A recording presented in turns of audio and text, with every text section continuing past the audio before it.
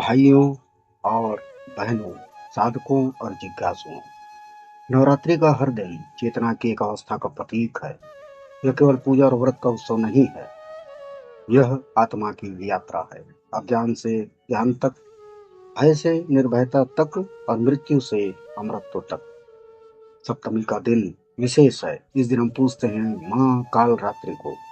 उनका नाम सुनते ही मन में भय आता है, अंधकार का चित्र खिंचता है, परंतु परंतु यही अंधकार साधक की मुक्ति का द्वार है। क्योंकि जब साधक भीतर उतरता है, जब ध्यान की गहराई में जाता है, तो सबसे पहले उसका सामना भय से होता है। और भय का अंत केवल तब होता है जब वह काल रात्रि के शरण में जाता है। इसी बिंदु पर आगे वीडियो में चलेंगे, जानेंगे कुंडली का रहस्य। यहीं से शुरू होता है। माँ काल रात्रि का वर्ण माँ काल रात्रि का वर्ण काला है। उनकी केश राशि बिखरी हुई है, गले में मुंडमाला है और उनका स्वरूप भयंकर दिखता है। वे वर मुद्रा और अभय मुद्रा में भक्तों का आशीर्वाद देती है। उनका यह स्वरूप हम यह सिखाता है कि जीवन का सबसे गहरा सत्य है मृत्यु। जब तक मृत्यु का भय है, जब तक अंधकार का डर है, तब तक साधक आगे नहीं बढ़ सकता। माँ काल रात्रि हमें उसी मृत्यु से मिलवाती है, उसी मृत्यु से भेंट कराती है, उसी भय का सामना कराती है। और जब साधक इस भय को पार कर लेता है, तभी उसका भीतर प्रकाशमान हो उठता है। कुंडलिनी शक्ति क्या है? वह शास्त्रों में कहा गया है कि हर जीव के भीतर एक सुप्त शक्ति छिपी है, जिसे कुंडलिनी कहते हैं। यह शक्ति मूलाधार चक्र ऋण की जड़ में 3 डेढ़ पर घुमाव लेकर सर्प के समान लिपटी हुई। 3.5 फेरे के साधना, मंत्र जप, प्राणायाम और ध्यान के द्वारा यह शक्ति धीरे धीरे जागृत होती है और चक्रों को भेदती हुई सहस्त्रार चक्र तक पहुंचती है। जब कुंडली सहस्त्रार तक पहुंचती है, तब साधक को ब्रह्म ज्ञान की प्राप्ति होती है। वह आत्मा और परमात्मा का मिलन है। लेकिन साधना की शुरुआत आसान नहीं है। जैसे जैसे साधक भीतर उतरता है, वैसे वैसे उसके सामने अंधकार आता है। जैसे भीतर दबे हुए भय, अवचेतन की स्मृतियां, यादें, मृत्यु की छाया और अज्ञात का डर, ये सब साधक को रोकते हैं। यही वह क्षण है जब काल रात्रि साधक के सामने आती है। माँ कहती है, डर मत, यह जो तू देख रहा है, यह तेरे ही भीतर का अंधकार है। इसे पार कर, यही तुझे मेरे पास लाएगा। विस्तार से समझेंगे कुंडली चक्र और उसकी चक्र प्रणाली। अब आइए समझते हैं कि जब कुंडली ऊपर उठती है, तो प्रत्येक चक्र पर काल रात्रि का संदेश है। मूलाधार चक्र, यह चक्र पृथ्वी तत्व का है। यह भय और असुरक्षा का भाव गहराई से बैठा होता है। कुंडली यहाँ सोई रहती है। माँ काल रात्रि का पहला उपदेश यही मिलता है कि डर छोड़, तू धरती पर सुरक्षित है। मृत्यु तुझसे बाहर नहीं, तेरे भीतर ही है।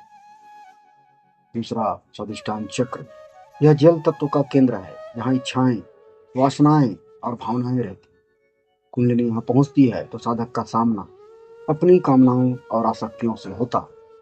काल रात्रि सिखाती है, कामना से मत डर, इसे पहचान और पार कर। तीसरा चक्र है मणिपुर चक्र। यह अग्नि तत्व का स्थान है। यहाँ क्रोध, शक्ति और अहंकार छिपे रहते हैं। जब जब यहाँ कुंडलिनी उठती है तो साधक के भीतर अग्नि प्रबल हो जाती है। माँ काल रात्रि से संतुलन देती है और कहती है, अग्नि का भय मत कर, इसे तू साध ले। चौथा, अनाहत चक्र, यह वायु तत्व का है। यहाँ प्रेम और करुणा का केंद्र। कुंडली यहाँ पर पहुंचक साधक के हृदय में प्रेम भर देती है, हृदय को खोल देती है। परंतु शांति पुराने दुख, पीड़ा और भय भी सतह पर आते हैं। काल रात्रि साधक को साहस देती है और कहती है, अपने दर्द से मत भाग, इसे स्वीकार कर, यही तुझे प्रेम तक लेकर के जाएगा। पांचवा चक्र, विशुद्धि चक्र, यह आकाश तत्व का है। यह वाणी और सत्य का वास है। कुंडली यहाँ पहुंचती है तो साधक को अपनी असत्यता और झूठ का सामना करना। माँ काल रात्रि से कहती है, सत्य का भय मत कर, सत्य ही अमृत है। छठवां, आज्ञा चक्र, यह चक्र काल रात्रि से सबसे गहरा जुड़ा हुआ। माँ काल रात्रि से आज्ञा चक्र जुड़ा हुआ। यहाँ पहुंचते ही साधक के सामने गहन अंधकार आता है। कभी लगता है सब शून्य है, सब समाप्त है। यही काल रात्रि की महान निशा। यदि साधक माँ की शरण ले तो यही अंधकार बदलकर दिव्य ज्योति बन जाता है। यही साधक मृत्यु और जन्म के पार जाता है। सातवां चक्र है सहस्त्रार चक्र। यह चक्र परम चैतन्य का द्वार है। कुंडली जब यहाँ पहुंचती है तब साधक का मिलन शिव से होता है। यहाँ काल रात्रि स्वयं महाशक्ति बन जाती है जो साधक को शिव से जोड़ देती है। साधना में जब काल रात्रि आती है तो साधक को कई अनुभव कराती है, जैसे भीतर अंधकार का विस्तार, कभी भय, कभी खालीपन, कभी मृत्यु का एहसास। परंतु अगर माँ का स्मरण करता है, माँ के प्रति श्रद्धा है, विश्वास है, तो अचानक वही अंधकार प्रकाश में बदल जाता है। और वही क्षण जब साधक समझता है भय ही द्वार था और काल रात्रि द्वार की देवी। तांत्रिक दृष्टिकोण में इसे महानिशा की देवी कहा जाता है। तंत्र शास्त्र कहता है कि काल रात्रि महानिशा की देवी। महानिशा का अर्थ है वह रात जहाँ सब कुछ मिट जाए, ना कोई अहंकार रहता है, ना कोई नाम, ना कोई रोग। जो साधक काल रात्रि की आराधना करता है वह मृत्यु से परे चला जाता है। वह समझ जाता है कि मृत्यु केवल शरीर की है, आत्मा की नहीं। यही कुंडली का अंतिम संदेश है। सप्तमी के दिन साधक अगर माँ काल रात्रि की पूजा करे और ध्यान में उनका स्मरण करे तो इनकी कुंडली शक्ति जागृत होती है। ओम देवी काल रात्रय्य नमः, ओम देवी काल रात्रय्य नमः का जप भय को नष्ट करता है। दीपक जलाकर अंधकार को दूर करना भीतर की कुंडली जागरण का प्रतीक है। यदि साधक आज्ञा चक्र पर ध्यान करे और काल रात्रि का स्मरण करे तो उसका मन स्थिर होता है और भय दूर होते हैं। माँ काल रात्रि हमें संदेश देती है अंधकार ही द्वार है, भय ही मार्ग है, मृत्यु ही जीवन का रहस्य है। यदि तू इन सब में सबसे भागेगा तो कभी सत्य तक नहीं पहुंच पाएगा। और यदि तू इसे सामना करेगा तो अमृत तो तुझे मिलेगा। कुंडली जागरण तो यही कहता है। जब साधक भीतर के अंधकार को स्वीकार कर लेता है तभी वह सहस्त्रार तक पहुंचता है और शिव से मिलन करता है। भाइयों और बहनों, साधकों, नवरात्रि की सप्तमी केवल एक तिथि नहीं, यह आत्मा की यात्रा का प्रतीक। माँ काल रात्रि हमें सिखाती है कि भय से मत भागो, अंधकार को स्वीकार करो, मृत्यु को समझो, क्योंकि यही द्वार है जहाँ कुंडली सहस्त्रार तक पहुंचती है। और जब पहुंचती है तो साधक शिव और शक्ति का मिलन स्वयं अनुभव करता है। यही है काल रात्रि और कुंडली का गहरा रहस्य। यही है साधना का सार और यही है मृत्यु पर विजय के अमृत की प्राप्ति। अब आगे इस वीडियो के क्रम पे चलेंगे कि माँ काल रात्रि की पूजा विधि। स्नान करके प्रातः काल शुद्ध वस्त्र पहने, संभव हो तो सफेद या पीले कपड़े पहने।